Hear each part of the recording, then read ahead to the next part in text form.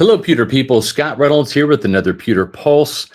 The Bucs brought back playmaking safety Mike Edwards, and I really like this move for a number of reasons. But can Edwards be the spark to ignite Tampa Bay's secondary? Finally, we'll get into this topic in just a moment. But first, I need you to do two things to help us grow our Pewter Report TV YouTube channel. Hit the thumbs up button, give us a like on this video, and also leave a comment. Doing those two things helps us with the YouTube algorithm and gets us in front of more awesome Bucs fans like you. All right. Can Mike Edwards be the one who ends Tampa Bay's interception drought, which is now at 4 games? Let's talk about it. Bucs general manager Jason Licht has made a couple of moves to shore up the Bucs secondary down the stretch from a personnel standpoint. He signed veteran cornerback Troy Hill to the practice squad, and now Hill has been promoted to the active roster. Jamel Dean comes off injured reserve this week, and Hill would probably be the next guy off the bench at outside cornerback or at nickel, where he's best suited at 5'10", 182 pounds. Hill, who's over 30, would be a much more experienced sub than Josh Hayes, Tyrick Funderburk, or Christian Izien in case of injury.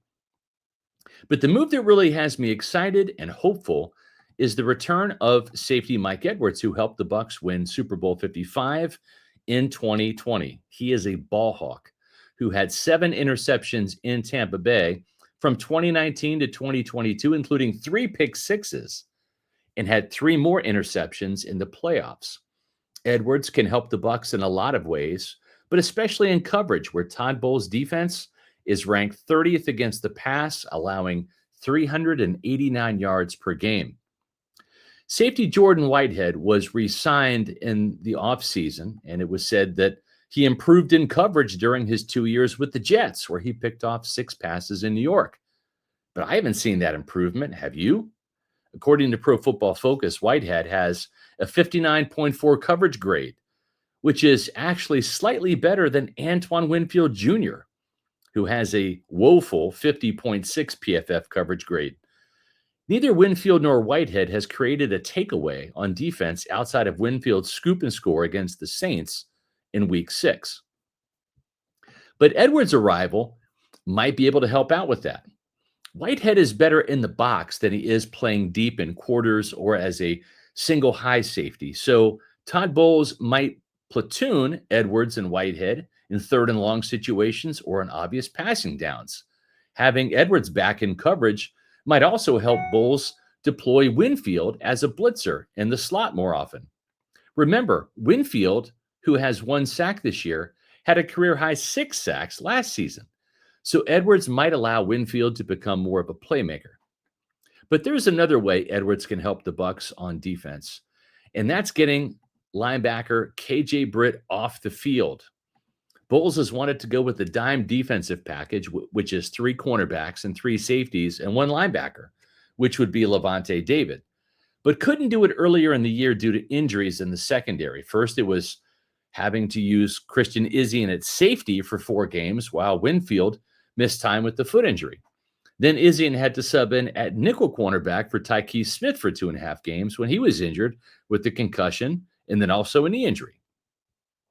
Now with Edwards back on the team, along with the return of Smith and Jamel Dean, the Bucs can sub in Edwards, who is even better than Izien, for Britt, and then move Whitehead down to the linebacker level to replace Britt because he's better in coverage. And Britt is the worst pass defender in Tampa Bay this season. Then Edwards can replace Whitehead as the deeper coverage safety. That's how dime defense could work in this scenario. And then having a newcomer like Troy Hill, well, it also upgrades the Bucs' depth at cornerback and nickel corner as well.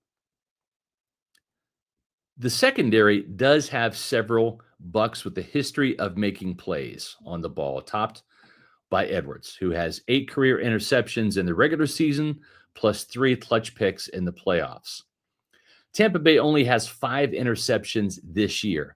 And as I mentioned earlier, none in the last 4 weeks as quarterbacks Lamar Jackson, Kirk Cousins, Patrick Mahomes, and Brock Purdy combined to throw for 14 touchdowns and no interceptions during Tampa Bay's 4-game losing streak. But just because a familiar face like Mike Edwards is back in Tampa Bay doesn't mean that the Bucs pass defense is automatically going to get better. Just look at Whitehead's return this year. It's been a disappointment. His coverage grade of 59.4 is the lowest it's been in 5 years. And the Bucs signed Winfield to a massive contract extension. And he's literally having the worst season since entering the league as a second-round pick in 2020. During that Super Bowl season in 2020, Edwards had a career-best 76.4 pass coverage grade, according to Pro Football Focus, and a respectable 66.4 grade the next year in 2021.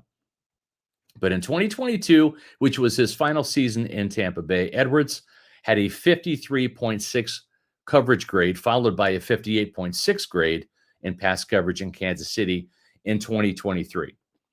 The Bucs hope that Edwards' return can help the secondary play better. And not just Edwards doing the heavy lifting by getting interceptions, but also elevating the play of Winfield and Whitehead and making them function better in their roles in Todd Bowles' defense. Tampa Bay is preparing to play one of the worst offenses in the league, and the Giants, who are averaging about 16 points per game, plus quarterback Tommy DeVito gets his first start of the season in place of Daniel Jones, who got benched. This should be a get-well game for Todd Bowles' defense. Tampa Bay would love nothing more than to see Mike Edwards be the spark that ignites the defense and ends the Bucs' 4-game losing streak. Well, we want you to help us continue to ignite our growing YouTube channel, Pewter Report TV. Make sure you head over there and hit the subscribe button. And for more Pewter Pulse videos and other great Bucs video content, that's where you can find it, Pewter Report TV. Make sure you follow us on X, Facebook, and Instagram at Pewter Report. And visit pewterreport.com for all the Bucs news you'll need. And I'll be back soon with the new Pewter Pulse.